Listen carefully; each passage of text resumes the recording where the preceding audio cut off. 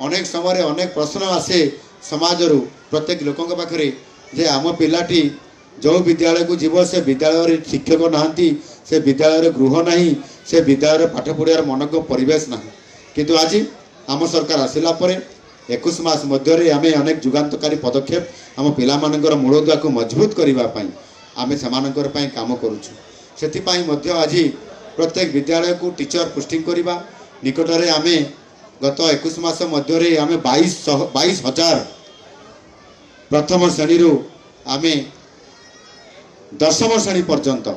जो शिक्षक मानक आम नियुक्ति प्रदान करलु से 22,000 शिक्षक नियुक्ति करूँ एणिकी आम सरकार निष्पत्ति नहीं आम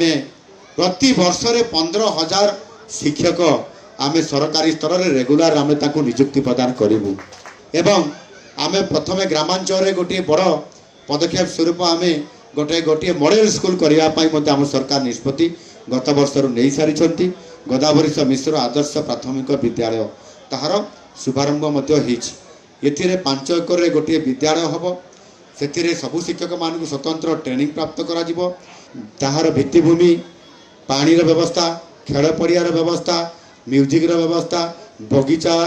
शिशु बाटिका बगीचा हम ये समस्त उपकरण सहित सामान को एक आदर्श विद्यालय हिसाब से से विद्यालय पाठ पढ़ार सुजोग प्रत्येक पंचायत स्तर में करा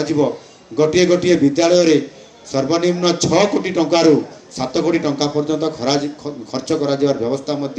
राज्य सरकार बजेट रे व्यवस्था करिसंती तार शुभारंभ खूब शीघ्र यह निश्चित भाव आगामी दिन में शिक्षार गोटे आम ओडिशा रे वैप्लविक परिवर्तन करिवो केवल ओडिशा रे न सारा भारत वर्ष रे एक मॉडल हिसाब से छिड़ा हम आमर गोदावरी मिश्र प्राथमिक आदर्श विद्यालय।